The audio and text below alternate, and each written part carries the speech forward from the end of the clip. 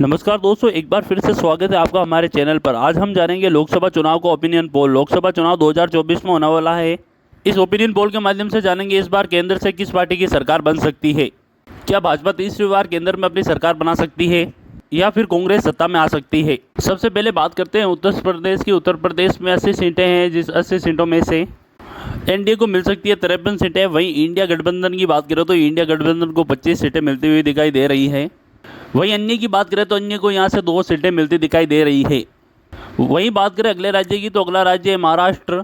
यहाँ पर कुल 48 लोकसभा सीटें हैं। इन 48 सीटों में से 25 एनडीए को मिलती दिखाई दे रही है। वहीं इंडिया गठबंधन की बात करें तो इंडिया गठबंधन को सीट मिलती दिखाई दे रही है। वहीं अन्य की बात करें तो अन्य के खाते में यहाँ से एक भी सीट जाती हुई नहीं नजर आ रही है। वहीं बात करें अगले राज्य की, अगला राज्य है पश्चिम बंगाल। पश्चिम बंगाल में कुल लोकसभा की 42 सीटें हैं। 42 सीटों में से एनडीए को 12 सीटें मिलती हुई दिखाई दे रही है। वहीं इंडिया गठबंधन की बात करें तो इंडिया गठबंधन को 30 लोकसभा सीटें मिलती दिखाई दे रही है। वहीं अन्य की बात करें तो अन्य को यहाँ से भी कोई सीट मिलती हुई नहीं दिखाई दे रही है।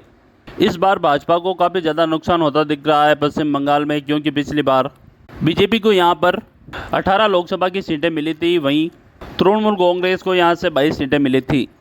वहीं बात करें अगले राज्य बिहार की 40 लोकसभा सीटों की। इन 40 सीटों में से एनडीए को 12 सीटें मिल सकती है, जबकि इंडिया गठबंधन की बात करें तो इंडिया गठबंधन को 28 सीटें मिलती हुई नजर आ रही है। अगले राज्य की बात करें तो अगला राज्य है तमिलनाडु। यहाँ पर लोकसभा की कुल 39 सीटें हैं। इन 39 सीटों की बात करें तो एनडीए को 12 सीटें मिल सकती है। वहीं इंडिया गठबंधन की बात करें तो इंडिया गठबंधन को 27 सीटें मिलती हुई नजर आ रही है। वहीं बात करें अगले राज्य की, अगला राज्य है मध्य प्रदेश। यहाँ पर लोकसभा की कुल 29 सीटें हैं। इन 29 सीटों में से एनडीए को यहाँ पर 13 सीटें मिल सकती है। वहीं इंडिया गठबंधन की बात करें तो इंडिया गठबंधन को यहाँ से 16 सीटें मिलती हुई नजर आ रही है। वहीं अन्य की बात करें तो अन्य को यहाँ से भी कोई सीट मिलती हुई नहीं दिख रही है।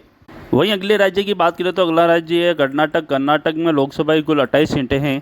इन 28 सीटों में से एनडीए को 8 सीटें मिलती हुई नजर आ रही है। वहीं इंडिया गठबंधन की बात करें तो इंडिया गठबंधन को यहाँ से 20 सीटें मिलती हुई नजर आ रही है।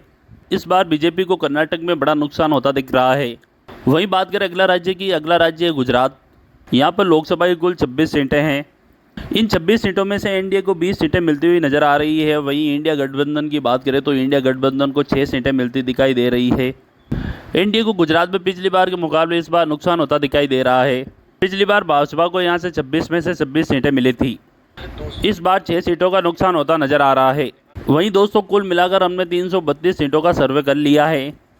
इन 332 सीटों में से 155 सीट एनडीए को मिलती हुई नजर आ रही है। वहीं इंडिया गठबंधन की बात करें तो इंडिया गठबंधन को या अभी तक 175 सीटें मिलती हुई दिख रही है। वहीं अदर की बात करें तो अदर को अभी तक 2 सीटें मिलती हुई दिखाई दे रही है। अगले राज्य की बात करें तो अगला राज्य है आंध्र प्रदेश। यहाँ पर कुल लोकसभा की 25 सीटें। इन 25 सीटों में से एनडीए को 2 सीटें मिल सकती है। वहीं इंडिया गठबंधन की बात करें तो इंडिया गठबंधन को यहाँ से 5 सीटें मिलती हुई नजर आ रही है। वहीं अन्य की बात करें तो अन्य को यहाँ से 17 सीटें जाती हुई नजर आ रही है। वहीं अगले राज्य की बात करें तो अगला राज्य है राजस्थान। राजस्थान में लोकसभा की कुल 25 सीटें हैं। इन 25 सीटों में से एनडीए को 10 सीटें मिल सकती है, जबकि इंडिया को यहाँ पर 15 सीट मिलती हुई नजर आ रही है। वहीं अगले राज्य की बात करें तो अगला राज्य है उड़ीसा। यहाँ पर लोकसभा की कुल 21 सीटें हैं। इन 21 सीटों में से एनडीए को 2 सीटें मिल सकती है, जबकि इंडिया गठबंधन की बात करें तो इंडिया गठबंधन को 4 सीटें मिलती हुई नजर आ रही है। वहीं अन्य की बात करें तो अन्य को यहाँ से 15 सीटें मिलती हुई दिखाई दे रही है। अगले राज्य की बात करें तो अगला राज्य है केरल। यहाँ पर लोकसभा की कुल 20 सीटें हैं। इन 20 सीटों में से 2 सीट एनडीए गठबंधन को मिलती हुई नजर आ रही है। वहीं इंडिया गठबंधन की बात करें तो इंडिया गठबंधन को यहाँ से 13 सीटें मिलती हुई नजर आ रही है। वहीं बात करें अन्य की तो अन्य के खाते में भी 5 सीटें जाती हुई नजर आ रही है। वहीं अगले राज्य की बात करें तो अगला राज्य है तेलंगाना। यहाँ पर कुल लोकसभा की 17 सीटें हैं। इन 17 सीटों में से एनडीए को 2 सीटें मिल सकती है, जबकि इंडिया गठबंधन की बात करें तो इंडिया गठबंधन को 15 सीटें मिलती हुई नजर आ रही है। वहीं अन्य की बात करें तो अन्य को यहाँ से भी कोई सीट मिलती हुई नहीं नजर आ रही है। वहीं बात करें अगले राज्य असम की। असम में कुल लोकसभा सीटें 14 है, जिसमें से एनडीए को 12 सीटें मिल सकती है, जबकि इंडिया गठबंधन की बात करें तो इंडिया गठबंधन को 2 सीटें मिलती हुई नजर आ रही है। वहीं बात करें अगले राज्य की तो अगला राज्य है झारखंड। यहाँ पर कुल लोकसभा की 14 सीटें हैं। इन 14 सीटों में से एनडीए को 2 सीटें मिलती हुई नजर आ रही है। वहीं इंडिया गठबंधन की बात करें तो इंडिया गठबंधन को 12 सीटें मिलती हुई नजर आ रही है। वहीं अन्य की बात करें तो अन्य को यहाँ से 0 सीट मिलती हुई नजर आ रही है। वहीं बात करें अगले राज्य की, तो अगला राज्य है पंजाब। यहाँ पर लोकसभा की कुल 13 सीटें हैं और इन 13 सीटों में से एनडीए को 3 सीट मिलती हुई नजर आ रही है। वहीं इंडिया गठबंधन की बात करें तो इंडिया गठबंधन को यहाँ से 10 सीटें मिलती नजर आ रही है। वहीं अन्य की बात करें तो अन्य को यहाँ से भी कोई सीट मिलती हुई नहीं दिखाई दे रही है। अगले राज्य की बात करें तो अगला राज्य है छत्तीसगढ़। यहाँ पर लोकसभा की कुल 11 सीटें हैं। इन 11 सीटों में से एनडीए को 4 सीटें मिल सकती है, जबकि इंडिया गठबंधन की बात करें तो इंडिया गठबंधन को 7 सीटें मिलती हुई नजर आ रही है। वहीं अन्य की बात करें तो अन्य को यहाँ से भी कोई सीट मिलती नहीं दिखाई दे रही है। अगला राज्य निकल कर आता हरियाणा। यहाँ पर लोकसभा की कुल 10 सीटें हैं, इन 10 सीटों में से एनडीए के खाते में 5 सीटें जा सकती है। वहीं इंडिया गठबंधन की बात करें तो इंडिया गठबंधन के खाते में भी 5 सीटें जाती नजर आ रही है। दोनों गठबंधन को यहाँ पर 5-5 सीटें जाती हुई नजर आ रही है, जबकि अन्य को कोई भी सीट मिलती नहीं नजर आ रही है यहाँ से। अगले राज्य की बात करें तो अगला राज्य है दिल्ली। यहाँ पर लोकसभा की कुल 7 सीटें हैं। इन 7 सीटों में से एनडीए को 3 सीटें मिल सकती है। वहीं इंडिया गठबंधन की बात करें तो इंडिया गठबंधन को यहाँ से 4 सीटें मिलती दिखाई दे रही है। वहीं अन्य की बात करें तो अन्य को यहाँ से भी कोई सीट मिलती हुई नहीं नजर आ रही है। वहीं अगला राज्य है जम्मू कश्मीर। जम्मू कश्मीर में कुल लोकसभा की 6 सीटें हैं। इन 6 सीटों में से एनडीए को 3 सीटें मिल सकती है, जबकि इंडिया गठबंधन की बात करें तो इंडिया गठबंधन को भी 3 सीटें मिलती दिखाई दे रही है। वहीं अन्य की बात करें तो अन्य को यहाँ से भी कोई सीट मिलती हुई नहीं दिखाई दे रही है। अगले राज्य की बात करें तो अगला राज्य है हिमाचल प्रदेश। यहाँ पर कुल लोकसभा की 4 सीटें हैं। इन 4 सीटों में से एनडीए को 1 सीट मिलती नजर आ रही है। वहीं इंडिया गठबंधन की बात करें तो इंडिया गठबंधन को यहाँ से 3 सीटें मिलती नजर आ रही है। वहीं अन्य की बात करें तो अन्य को यहाँ से भी कोई सीट मिलती हुई नहीं नजर आ रही है। वहीं अगला राज्य निकल कर आता है उत्तराखंड। उत्तराखंड की बात करें तो यहाँ पर लोकसभा की 5 सीटें हैं। इन 5 सीटों में से एनडीए को 2 सीटें मिल सकती है। वहीं इंडिया गठबंधन की बात करें तो इंडिया गठबंधन को यहाँ से 3 सीटें मिलती हुई नजर आ रही है। वहीं अन्य की बात करें तो अन्य को यहाँ से भी कोई सीट मिलती हुई नहीं नजर आ रही है। वहीं अगला राज्य निकल कर आता है मणिपुर। मणिपुर में कुल लोकसभा की 2 सीटें हैं।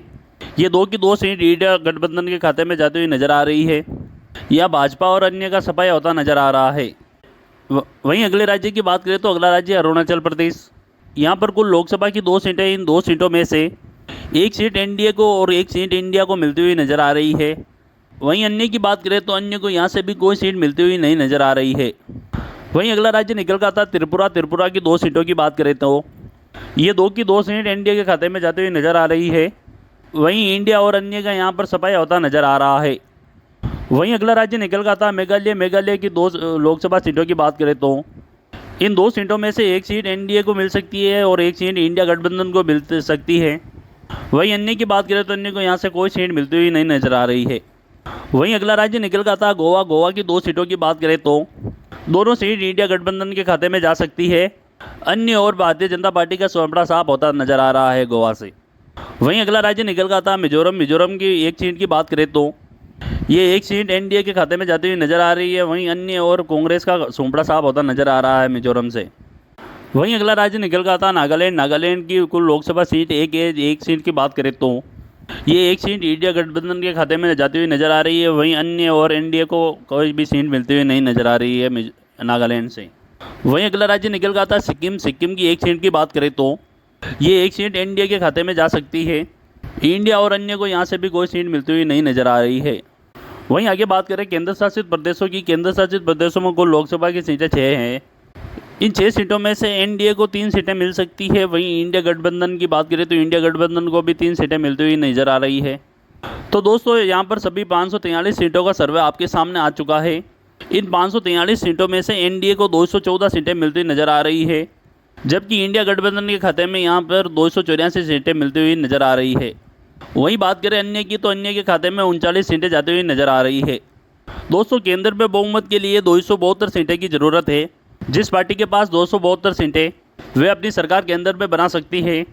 तो आपको क्या लगता है इस बार केंद्र में किस पार्टी की सरकार बन सकती है? क्या एनडीए फिर से अपनी सरकार बनाएगा या फिर इस बार इंडिया गठबंधन अपनी सरकार बना सकता है? कमेंट करके हमें ज़रूर बताइए और इस वीडियो को लाइक कीजिए, शेयर कीजिए, चैनल को सब्सक्राइब कर लीजिए। वीडियो पूरा देखने के लिए धन्यवाद।